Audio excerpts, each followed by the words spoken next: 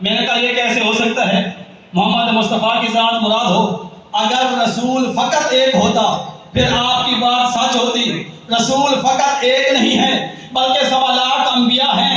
آدم بھی رسول ہیں، نوح بھی رسول ہیں، عیسیٰ بھی اللہ کے رسول ہیں، موسیٰ بھی اللہ کے رسول ہیں، یعقوب بھی اللہ کے رسول ہیں، عیسیٰ بھی اللہ کے رسول ہیں، یعقوب بھی اللہ کے رسول ہیں، یوسف بھی اللہ کے رسول ہیں، داؤد بھی اللہ کے رسول ہیں، ابراہیم بھی اللہ کے رسول ہیں، اسماعیل بھی اللہ کے رسول ہیں، اسحاق بھی اللہ کے رسول ہیں، محمد مصطفیٰ بھی اللہ کے رسول ہیں۔ جب یہ سارے کے سارے 1.25 لاکھ انبیاء اللہ کے رسول ہیں، تجھے کیسے معلوم ہوا اس آیت میں لفظ رسول سے مراد محمد مصطفیٰ ہیں؟ اس نے سینہ چوڑا کرتے ہوئے کہا قرآن میں جہاں بھی لفظ رسول آتا ہے ہمارا ذہن محمد مصطفیٰ کی طرف جاتا ہے۔ میں نے کہا تو نے بات کو آسان کر دیا، اپنے سوال کا خود ہی جواب دے دیا۔ کہا وہ کیسے؟ میں نے کہا جیسے قرآن میں لفظ رسول کو دیکھ کر تیرا ذہن محمد مصطفیٰ کی طرف جاتا ہے، اسی طرح ہم مومنوں کا، ہم موالدوں کا، ہم شیعوں کا ذہن جب بھی لفظ اولی الامر دیکھتے ہیں ہمارا ذہن بھی علی مرتضیٰ کی طرف جاتا ہے۔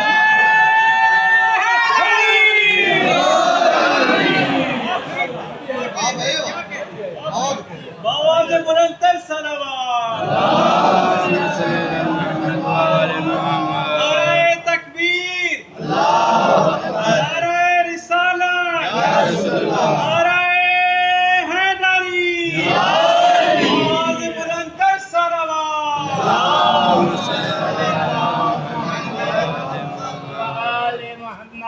کون مصداق ہے اولی الامر؟ ماشاءاللہ۔ اب لفظ اولی الامر، اب 2 باتیں واضح ہوگی۔ اطیعوا اللہ، کس کی اطاعت کرنی ہے؟ اللہ کی۔ واطیعوا الرسول، اطاعت کس کی ہے؟ محمد مصطفیٰ کی۔ ایک لفظ رہ گیا اولی الامر۔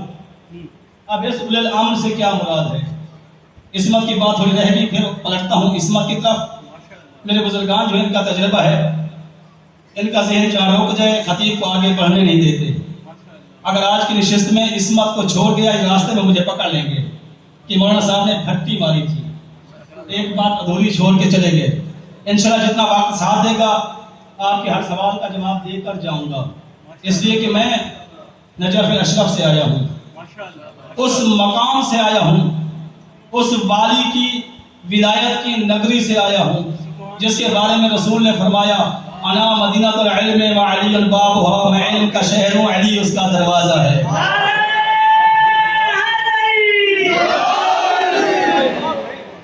کون مصداق ہے اولی الامر کا؟ یہاں پہ اختلاف ہو گیا علماء میں، تمام علماء کا اتفاق رہا اطاعت مطلق ہے، جس کی اطاعت واجب ہے اسے معصوم ہونا چاہیے۔ اولی الامر سے کیا مراد ہے؟ اس اولی الامر میں اختلاف ہو گیا۔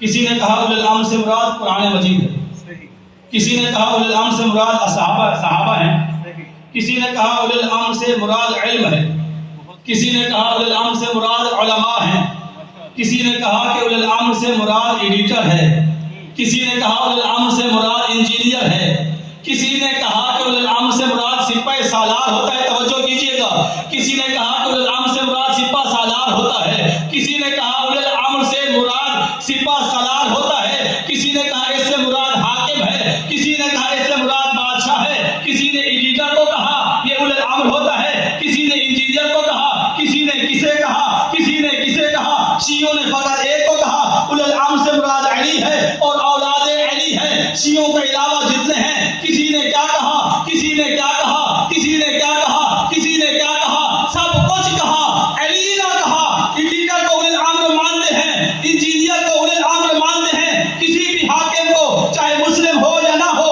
اسے اولی الامر مانتے ہیں۔ منبر پہ اس منبر کے توسط سے جملہ آپ تک پہنچانا چاہتا ہوں، یہ لوگ اولی الامر کی تفسیر میں اختلاف کا شکار ہو گئے، کسی نے کسی کو مانا، کسی نے کسی کو مانا۔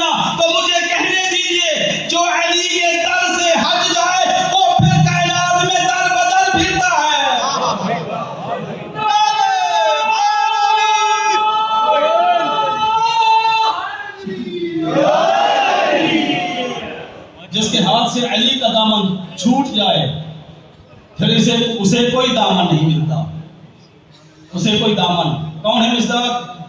کہا کہ اولی الامر کا مصداق علماء ہیں۔ ہم نے کہا کوئی بات نہیں، اگر آپ یہ سمجھتے ہیں کہ علماء اولی الامر ہیں تو پھر بھی آپ کی بات ہمارے پخش میں ہے، ہمارے حق میں ہے۔ کہا کہ کیسے؟ ہم نے عرض کی اگر ایک عالم اولی الامر بن سکتا ہے، اگر ایک عام عالم اولی الامر بن سکتا ہے، پھر وہ اولی الامر کیوں نہ بنے جس کے بارے میں رسول خدا نے ارشاد فرمایا انا باب الحکمت و علی بابها، انا مدینہ العلم و علی بابها، میں حکمت کا شہر ہوں، علی اس کا دروازہ ہے، میں علم کا شہر ہوں، علی اس کا دروازہ ہے۔ تم عام عالم کو اولی الامر مانتے ہو، اسے اولی الامر کیوں نہیں مانتے؟ تو نے کسی کو بھی اولی الامر مان لیا نا، کسی کو بھی اولی الامر مان لیا نا، تو مجھے کہنے دیجئے رسول کے بعد، یعنی اولی الامر سے کیا مراد ہے؟ جو خلیفہ بن جائے، رسول کا خلیفہ بن جائے، اسے کہتے ہیں اولی الامر۔ تو میں کہتا ہوں تو نے کسی کو بھی اولی الامر مان لیا، ہر اہل کو اولی الامر مان لیا۔ میں تجھے بتاتا ہوں اولی الامر کو ماننے کا معیار کیا ہے۔ ارے اگر معیار علم ہے، معیار علماء ہے، اس کے پاس نہ جاؤ جو یہ کہتا رہے لولا علی لہلک فلاں، اگر علی نہ ہوتے فلاں ہلاک ہو جاتا۔ ارے اولی الامر وہ نہیں ہوتا جو ہلاکت سے گھبراتا رہے، اولی الامر وہ ہوتا ہے جو ضروری کے دعوے کرتا رہے۔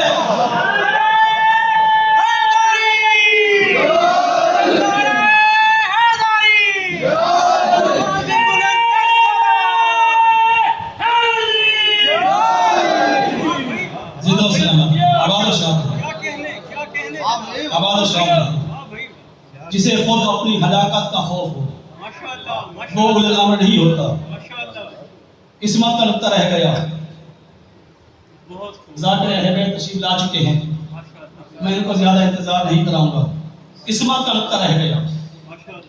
جب سوال ہوا کہ آپ اس بات پہ اتفاق کرتے ہیں کہ یہاں اس آیت میں اطاعت مطلق ہے، اور اس بات پہ بھی آپ اتفاق کرتے ہیں جس کی اطاعت مطلق ہو وہ معصوم ہونا چاہیے، پھر ہم نے مسلمانوں کی سے جا کر پوچھا اولی الامر سے کیا مراد ہے؟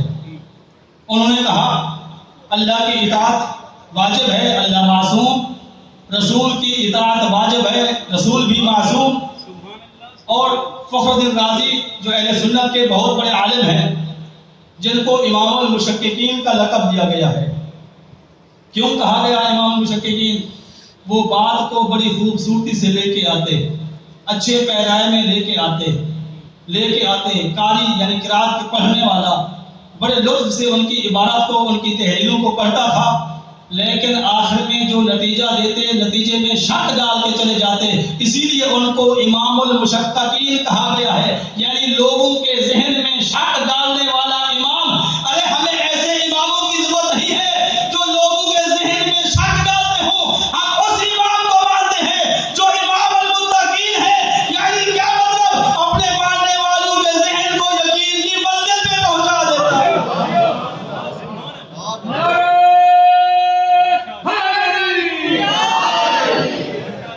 فخر رازی کیا کہتے ہیں؟ فخر رازی یعنی اہل سنت کا کیا موقف ہے اس مسئلے میں؟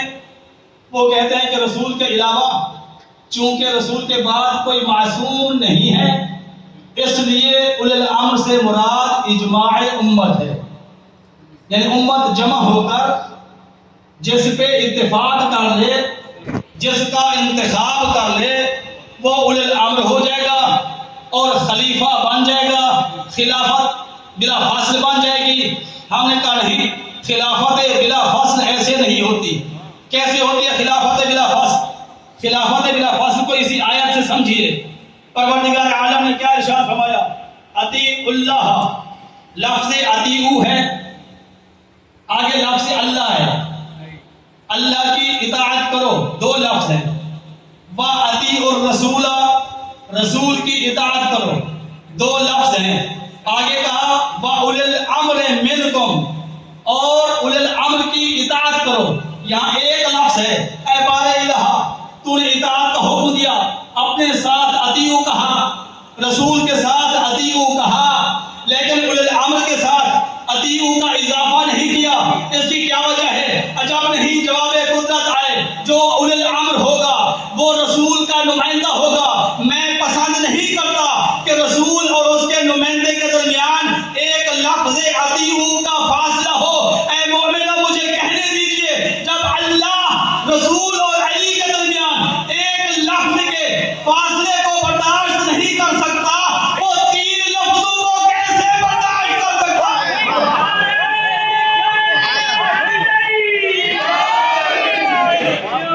دشمنان اہل بیت پہ لعنت، بابا کی بلند تر صلوات۔ جو اولي الامر ہوگا وہ خلیفہ بلا فاصل ہوگا، ماشاءاللہ ماشاءاللہ، اور اس کی اطاعت ویسی ہوگی جیسے رسول کی اطاعت ہے۔ لفظ اطیعوا الگ سے ذکر نہ کرنا، اللہ نے بتا دیا کہ میری اطاعت میں محمد کی اطاعت میں فرق ہو سکتا ہے، اس لیے کہ میں خالق ہوں، محمد مخلوق ہے، میں رازق ہوں، محمد مرزوق ہے، مجھ میں اور محمد میں فرق ہے، اطاعت میں فرق ہو سکتا ہے، لیکن محمد میں اور اس کے اولي الامر میں، اس کے جانشین میں کوئی فرق نہیں ہوگا۔ جیسی اطاعت محمد کی ویسی اطاعت اولي الامر کی، یعنی علی کی، یعنی جو بھی اولي الامر ہوگا وہ نبی کے ساتھ شباہت رکھتا ہوگا، وہ نبی جیسا ہوگا۔ کن چیزوں میں نبی جیسا ہوگا؟ اگر نبی عالم ہے وہ علم میں نبی جیسا، اگر نبی متقی ہے وہ تقوی میں نبی جیسا، اگر نبی زاہد ہے وہ زہد میں نبی جیسا، اگر نبی با اخلاق ہے وہ اخلاق میں نبی جیسا۔ ان میں مماثلت ہوگی، ان میں مماثلت ہوگی، کتنی مماثلت ہوگی علی میں اور اولي الامر میں۔ نتیجہ دے کے بات کو ختم کرنے لگا ہوں، اتنی مماثلت ہوگی، اتنی مماثلت ہوگی، اگر علی نبی کے بستر پہ سو جائے کفار